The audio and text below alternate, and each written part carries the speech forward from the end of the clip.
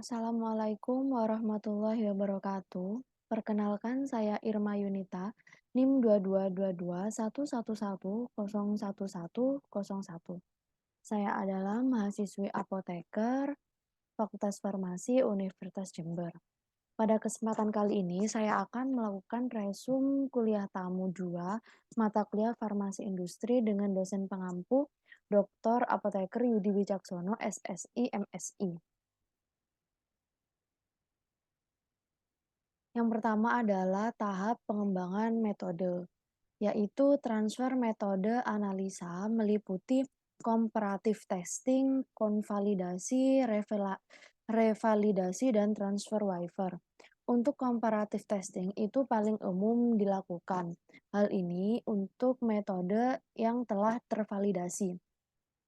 Kemudian sampel homogen itu dianalisa oleh R&D dan juga QC.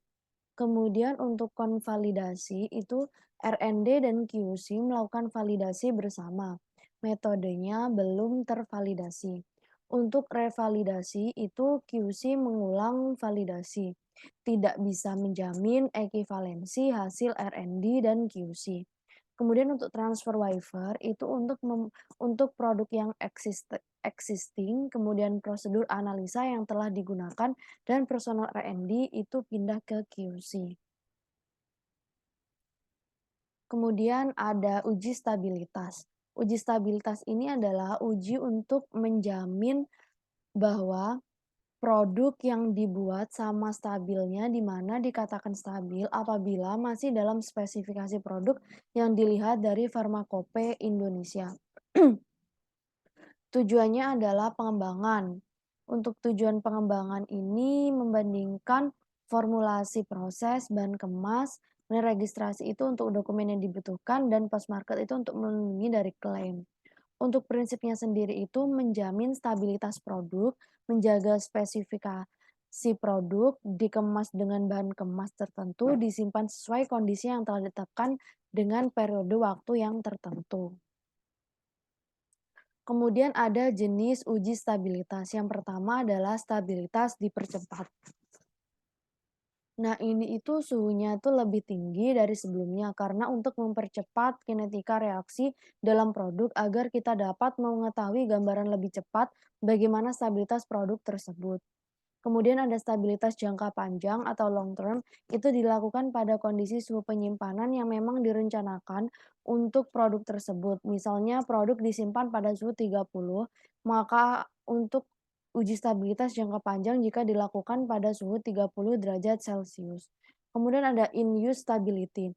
Itu diperuntukkan untuk produk-produk yang tidak habis pakai atau bisa dipakai berulang kali, semisal meminum sirup.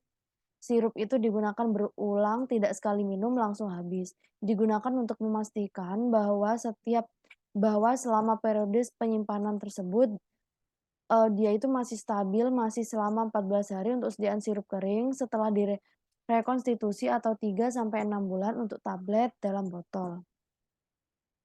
Nah, minimal interval pengujian in use itu stabil, awalnya itu adalah 2 batch, akhirnya itu 1 batch.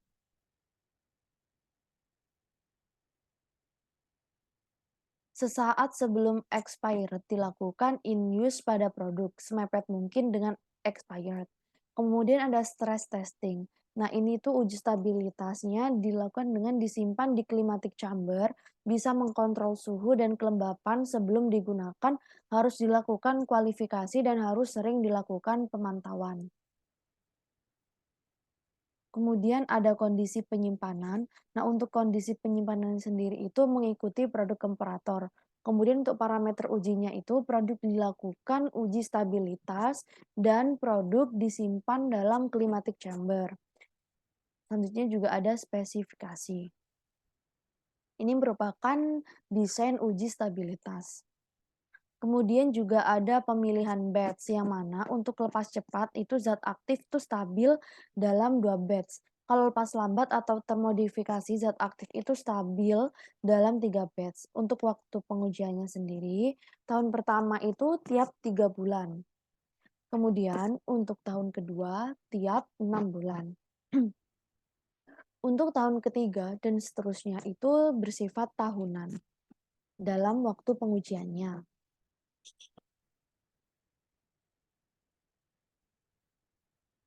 Kemudian ada bioekivalensi.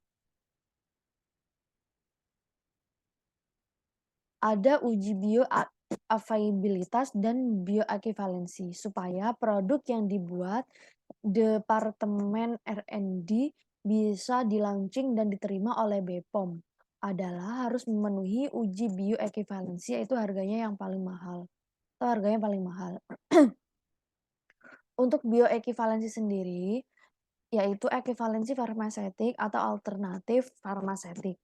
Kemudian, pada pemberian dengan dosis molar yang sama, menghasilkan menghasilkan bioavailabilitas yang sebanding atau efeknya itu sama. Kemudian untuk bioavailabilitas, kecepatan dan jumlah bahan aktif atau senyawa aktif. Kemudian terserap dari produk obat, kemudian tersedia di tempat kerjanya.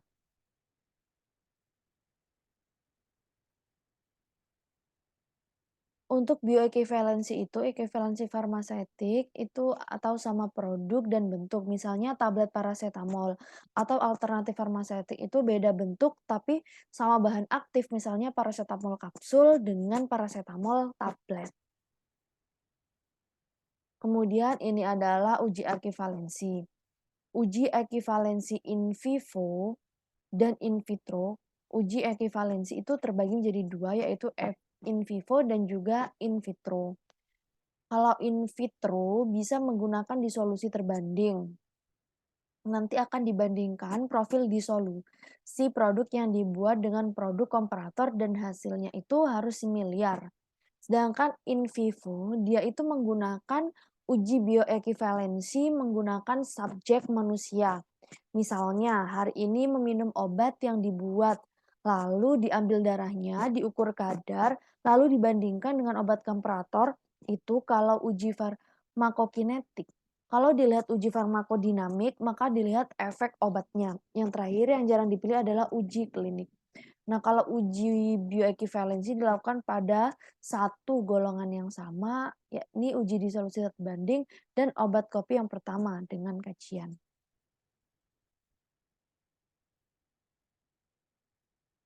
Selanjutnya adalah berdasarkan potensinya, itu ada kriterianya, yaitu kriteria bioavailabilitas dan bioekivalensi, yaitu bentuk sediaan yang sama, tetapi dalam potensi yang berbeda.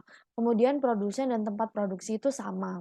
Kemudian untuk proporsi zat aktif dan excipientnya itu sama, dan zat aktifnya itu sangat poten, yang mana jenis dan jumlah excipientnya itu sama, pengisi dapat dikurangi, jenis dan jumlah excipient lain itu persis sama.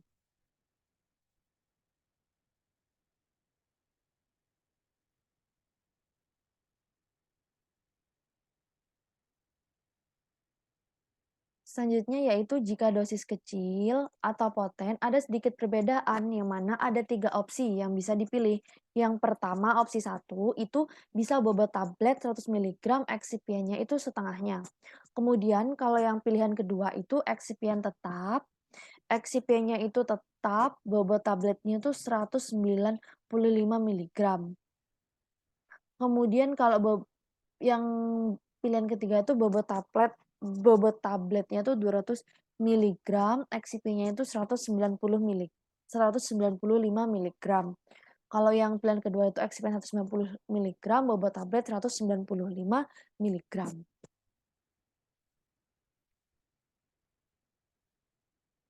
Nah, ini bahan aktifnya itu 5 miligram.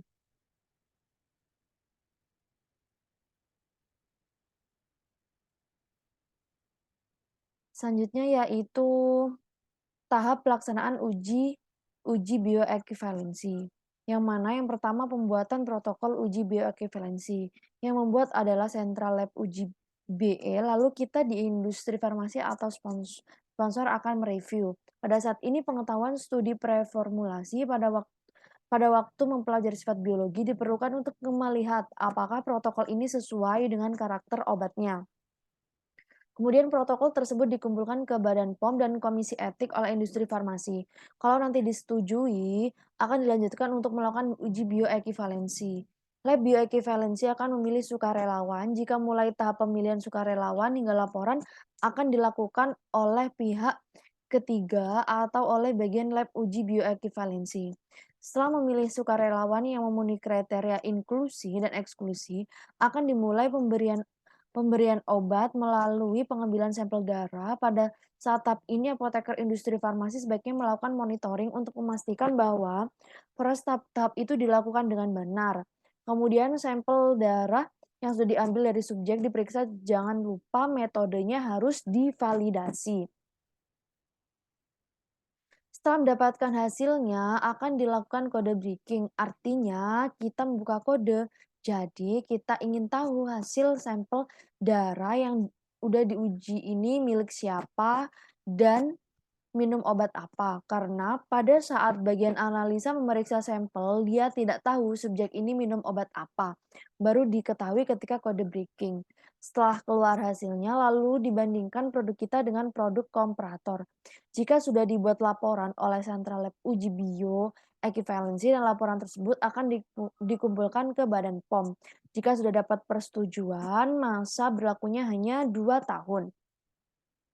Untuk mengetahui bioequivalensinya dilihat dari AUC-nya. Untuk mengetahui jumlah obat yang masuk dalam darah pada waktu tertentu dan jumlah konsentrasi tertinggi dalam darah. Kedua hal ini dibandingkan secara statistik antara produk kita dan produk komparator. Dan dikatakan ekivalen jika nilai confidence interval dari rasio AUC dan Cmax-nya itu berada antara rentang 80 sampai 125%. Selanjutnya ada obat uji. Nah, obat uji sendiri itu diproduksi oleh Faslas CPOB, identik dengan produksi komersial. Besar batch-nya itu 1:10 skala produksi atau 100.000 unit terbesar. Nah, untuk obat komparator sendiri itu pemilihan batch-nya itu sangat penting dan menjadi acuan. Nah, perbedaan kadarnya itu kurang dari 5%, serta memiliki izin edar di Indonesia. Bila tidak ada, terdaftar di ICH di negara asosiasinya. Obat kopi yang terbukti bioekivalen dengan obat inovator, kemudian termasuk dalam daftar prekualifikasi WHO.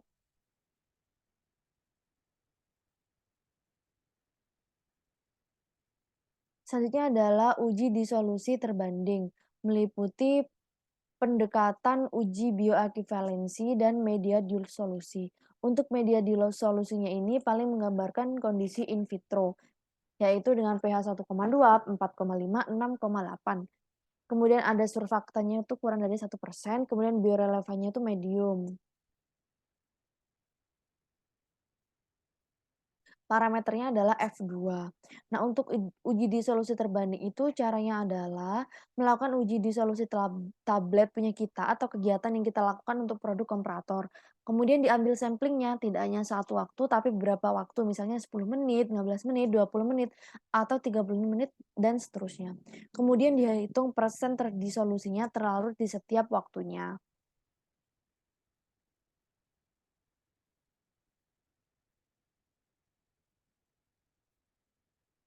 Selanjutnya adalah bioavailabilitas dan bioequivalensi meliputi similarity factor atau F2. Kriterianya itu F2 tuh lebih besar atau sama dengan 50. Kalau aturan perhitungan F2 itu minimal 3 titik sampling, tidak termasuk nol. Kemudian minimal 12 unit untuk setiap obat. Kemudian titik sampling kedua obat harus sama dan ada menit ke 15. Jika 15 menit persen terlarut kedua obatnya itu lebih dari 85% menandakan disolusinya tuh sangat cepat. F2 tidak dihitung. Kemudian tidak lebih dari satu nilai rataan dari tiap titik sampling lebih dari atau sama dengan 85% untuk tiap obat. Titik sampling dengan persen terlarut lebih dari 85% yang kedua dan seterusnya itu tidak diikutkan. Nah, ini selanjutnya adalah contoh data yang mana untuk yang nomor satu itu tidak dihitung F2-nya, tidak perlu menghitung F2, harusnya memakai data, sampai menit ke-15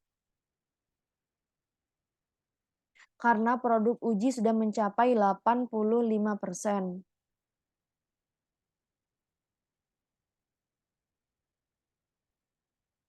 Karena produk uji sudah mencapai 85% terdisolusinya, namun tidak bisa dihitung F2 karena hanya ada 2 titik saja. Maka harus dilakukan uji disolusi ulang dan ditambahkan 5 menit, sehingga nanti bisa dihitung F2 dengan data 5, 10, dan 15 menit. Kemudian yang nomor 2 itu perlu dihitung F2 karena sampai ke menit 60 baru mencapai 85% kedua produk. Dari data ini cukup menghitung F2 dari menit 10 hingga menit ke-45 saja. Karena